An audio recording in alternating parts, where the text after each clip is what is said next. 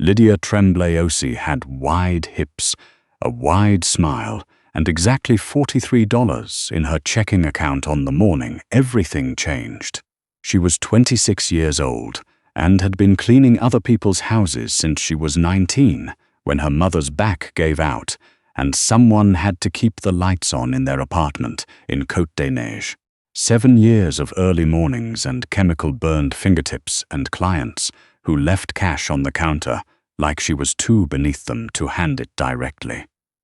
7 years of hauling herself onto the 165 bus before 6 a.m., her knees already aching from the previous day, her thermos of instant coffee the only thing standing between her and total collapse. She wore a size 22. She had learned, somewhere around age 22, to stop apologizing for that. The referral came through Mrs. Petitclerc, who cleaned for the Lavoie family and said the new client paid double, always left the premises during the appointment, and had exactly one rule: don't touch anything in the office on the 3rd floor. Lydia said yes before Mrs. Petitclerc finished the sentence. Double meant she could pay both the hydro bill and buy her mother the compression socks the doctor kept recommending. The address was in Outremont, of course it was. She took the 80 up to Bernard and walked the rest, her caddy of supplies rolling behind her on the uneven sidewalk. The house sat back from the street behind a wrought iron gate. Not showy, not the kind of Outremont house that wanted you to notice it, the kind that assumed you already knew. Stone facade, lead-paned windows, a front garden someone tended with professional precision. No name on the buzzers. A man let her in. Not the client. He was built like a side-by-side refrigerator and had the eyes of someone who had learned to assess threats by instinct. He looked at Lydia the way a customs officer looks at a carry-on. Thorough, impersonal, ultimately satisfied. He showed her where the supplies were kept, which rooms she was responsible for, where the key fob for the back entrance hung. He said his name was Etienne and that she should call him if she had any questions. Then recited a number she would not be able to remember. "And the 3rd floor?" Lydia asked. "Not your concern," Etienne said, pleasantly enough. The house was immaculate in the way houses are when no one really lives in them, or when the person who lives there exists in a particular kind of careful self-discipline. There were no dishes in the sink, no shoes by the door. The living room had a couch and 2 armchairs positioned around a coffee table and nothing personal anywhere. No photos, no mail, no jacket thrown over a chair. It was the kind of room that had been designed rather than lived in by someone who understood the difference and preferred it that way. She started with the kitchen. It took her most of the morning to work through the main floor and the 2nd. A bedroom with a bed made so precisely she suspected it had not been slept in. A study she cleaned around without entering too far, running her cloth along the outer shelves and the windowsill. 2 guest rooms that smelled of nothing. A bathroom with expensive soap, the unscented kind, which always struck her as the most honestly luxurious thing a person could buy. Fragrance being, in her experience, largely a way for cheaper things to seem better than they were. She was on her hands and knees in the 2nd floor hallway, working at a scuff mark near the baseboard when she heard the front door. It wasn't her place to greet the client.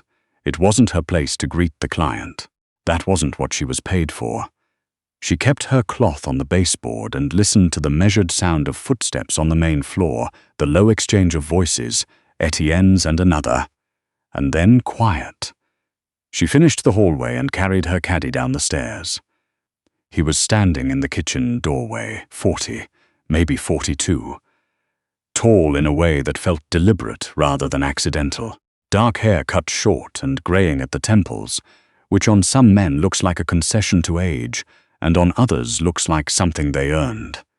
He wore a charcoal dress shirt with the sleeves rolled to the elbow and dark trousers, and the kind of watch that does not announce itself. His face was angular and still, the face of a man who had learned early that showing reaction was a form of spending money he preferred to save. He looked at her, Not the way the clients in Westmount looked at her, through her, the way people look at furniture, but actually at her, like she was a specific person who had shown up in his kitchen, and he was deciding what to make of that. "I didn't know Miriam sent someone new," he said. His French was Quebecois, the accent of the city unhurried. Lydia said. She straightened up and pushed her hair back from her face. "I'm Lydia. I can finish in about 40 minutes if you need the space." "I don't need the space." He moved to the counter and poured himself a glass of water from the filter pitcher. Something about the normalcy of that gesture, in this room with this man, struck her as slightly surreal. "Armand Couture," he said, and didn't extend his hand, which she noted, because people who didn't extend their hands were either rude or had thought more carefully than average about how physical contact worked. "I know," she said. "The file Mrs. Petitclerc passed along had your name." Something shifted at the corner of his mouth. Not quite a smile, more like the acknowledgement that one had been possible.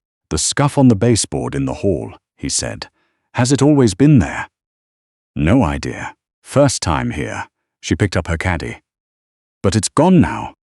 She finished the kitchen floor around him. He didn't leave or make any effort to move out of her way, but he also didn't crowd her. He stood at the counter and looked at his phone, and occasionally glanced up, and she worked with the focused efficiency of someone who has been doing this long enough that her hands know what to do without input from her brain. This was something she privately considered her superpower. The ability to be completely present in a job while some other part of her mind was somewhere else entirely. Calculating bus schedules, replanning a grocery run, composing messages she'd send later. "You're methodical," he said, when she'd finished and was wringing out her mop. "It's more efficient," she said. "If you do it the same way every time you stop having to think about it. I apply that principle to most things. Does it work?" He considered this with what appeared to be genuine attention. Mostly. She put her supplies back in the caddy and looked at the time on her phone. 2:47. She had another job at 4 in NDG, and needed the bus to behave, which it rarely did on Tuesdays. She picked up her jacket from the chair in the back hall, where Etienne had shown her to hang it, and that was when she realized she hadn't seen her toque. The green one, a thick knit her mother had made her 3 winters ago, the yarn gone soft from washing. She'd had it when she came in, she was sure of it. She retraced the main floor, checked the bench by the front door, the hooks in the back hall, the floor near where she'd knelt by the baseboard. Nothing. She checked the kitchen again, because that was where she'd been longest, and that was where she found it, on the counter, near the window, neatly folded, though she was certain she hadn't put it there. Armand Couture was sitting at the kitchen table now, a folder open in front of him, a pen in his hand, looking up at her with the particular stillness of someone who notices everything and comments on very little. "Found it," Lydia said, pulling on the toque. She was already at the back door. "See you in 2 weeks." 2 weeks, he said, in a tone that was not agreement and not disagreement, but something in between that she didn't have time to pass. The bus was late. It was a Tuesday. She didn't tell anyone about Armand Couture, primarily because there was nothing to tell. She cleaned his house every 2 weeks. He was sometimes there and sometimes not. When he was there, he occupied a room the same way a change in air pressure occupies a room, not loudly but unavoidably, so that you were aware of him without looking directly. They had conversations of the functional sort. Yes, she'd noticed the new area rug in the dining room. Yes, she'd used the same product on it she used on the last one. Yes, it had worked. She asked Etienne once, not quite casually enough, what Armand did, and Etienne looked at her with his customs officer eyes and said, "Import and export." And she understood that to be the version of the answer she was going to get. She Googled the name. There was very little, which was itself a kind of information. A few mentions in archived business coverage, his name connected to a shipping company, a numbered real estate holding, a charitable foundation that funded literacy programs in under-resourced schools across the province. This last detail she found somehow more unsettling than reassuring, the way a very organized desk can be more unsettling than a messy one. She knew, from the specific quality of Etienne's silence, and from the gate, and from the second-floor study with its locked filing cabinet, that Armand Couture's actual professional life was not something she was meant to know about. She went back every 2 weeks. She cleaned his house and he paid in cash, reliably, in an envelope on the kitchen counter, always exact. It was the first week of November when she slipped on the back steps. The overnight frost had been light enough that the property management company hadn't sent anyone, and the stone step held a thin, clear skin of ice that was absolutely invisible and entirely sufficient. Her right foot went out. She caught herself on the iron railing and didn't fall fully, but her ankle twisted hard and she sat down on the step anyway, with a sound that was half word and half not, and stayed there for a long moment while the pain did what pain does, announced itself, settled, gave her its full report. The back door opened. Armand looked at her the way she imagined he looked at most problems, immediately, with complete attention, and with no visible reaction to the fact of it. "The step," she said, slightly unnecessarily. He came down and crouched beside her at a level that erased whatever height advantage he'd had, which she noticed because it struck her as deliberate. He looked at her ankle. "Can you move it?" She rotated it carefully. It hurt, but it moved. "It's not fine. You went down hard. I've gone down harder." He looked at her face then, rather than her ankle, and something in his expression shifted, not softening exactly, more like calibrating. "Come inside," he said. She wanted to say she had another job at 2, and the bus was already going to be a problem. She said, "Okay." He made tea. This surprised her more than anything else that had happened in the previous 4 months. She sat at his kitchen table with her boot off, and her sock-footed ankle elevated on the chair beside her, and Armand Couture stood at his stove and heated water, and produced, from a cupboard she'd cleaned around dozens of times, without considering its contents, a teapot, and 2 cups, and a tin of loose-leaf tea that smelled like bergamot. "Earl Grey," she said. "Is that a problem?" "No, I just wouldn't have guessed." He set a cup in front of her and sat down across the table with his own, and she tried to remember if they had ever sat at the same table before and concluded they had not. "You wouldn't have guessed correctly about a number of things," he said, "and it wasn't pointed, just factual." "Probably," she said. They drank the tea and she missed the 2 o'clock job and called ahead to apologize, inventing a transit delay, which was almost always true anyway. Her ankle was swollen but not injured in any way that wouldn't resolve with a few days of ice and ibuprofen. She'd twisted it before. The body accumulated these things, carrying them forward into future joints, future mornings. "You take too many jobs," he said after a while. She looked at him across the table. "You know how many jobs I take." Etienne mentioned it. The idea of Etienne mentioning anything to Armand about her was something she needed a moment to sit with. She picked up her tea. "I take however many I need to take." "I know," he said. Not sympathetically. He wasn't a sympathetic type, but directly. Like it was simply a piece of information he was acknowledging. "That's what I said." She thought about the hydro bill and her mother's next prescription, and the fact that the bus pass had gone up again in September. She thought about the way this house looked, the care it took to maintain its own kind of blankness. She thought about the literacy foundation and the locked filing cabinet, and the way Etienne's eyes moved when a car slowed in front of the gate. "What do you actually do?" she asked. Armand set down his cup. He looked at her for a long, level moment, not unkindly but seriously, the way you look at someone before you decide how honest to be with them. "I manage risk," he said, "for people who have a great deal to protect and prefer to keep it quiet." "That's still not an answer." "No," he agreed. "It isn't." She put her boot back on, gingerly, and found that she could walk. He walked her to the back door himself, which Etienne had never done. At the door, she stopped and looked back at him. "Next time, get the steps salted," she said. "Next time, watch the steps," he said. They were both right. She walked to the bus and thought about it the whole way home. She found out in December, not from Armand, and not in the way she would have preferred. She was on her way out of a grocery run on Monkland when a woman fell into step beside her, trim, 40s, coat that cost more than Lydia's monthly rent, and an expression of very careful pleasantness. "Lydia Tremblay-Osei," the woman said. Lydia stopped walking. On a busy street, in the middle of the afternoon, with other people all around her, she felt the particular chill of being known by a stranger. "I'm sorry. You clean for Armand Couture?" The woman said it the way you say a fact you've verified. Not a question. "My name is René Dandurand. I have some interests that overlap with his, and I'd like to talk to you about what you may have observed." Lydia looked at this woman for a moment, the careful pleasantness, the expensive coat, the fact that she knew Lydia's full name and her schedule. "I haven't observed anything," Lydia said. "Of course not," René said.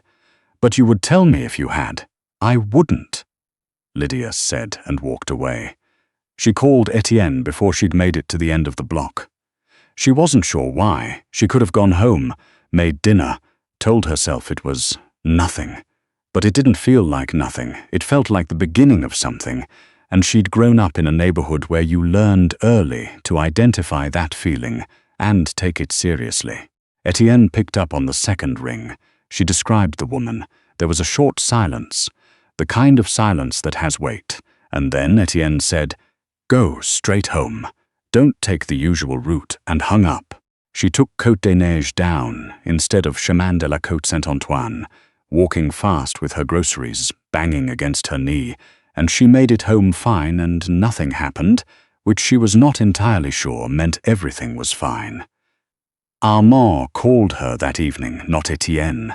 Armand, from a number she didn't have, though she recognized his voice immediately, which said something she wasn't prepared to examine yet.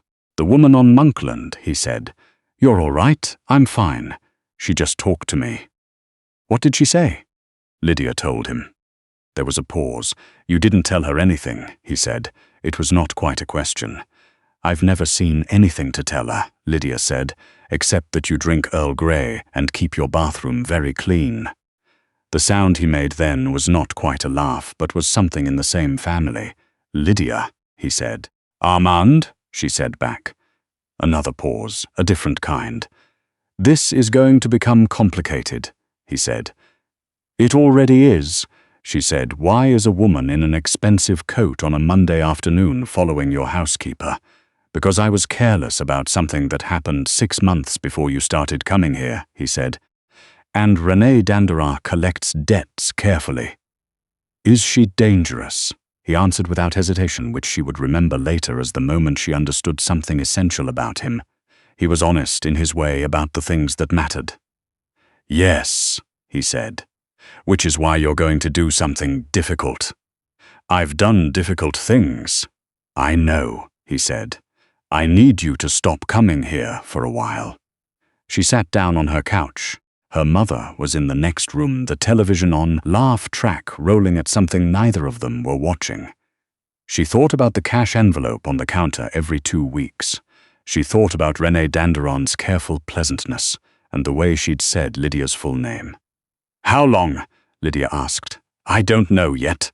You're asking me to take a financial hit because of your problem." "Yes," he said, "I am, and I'll compensate you for it."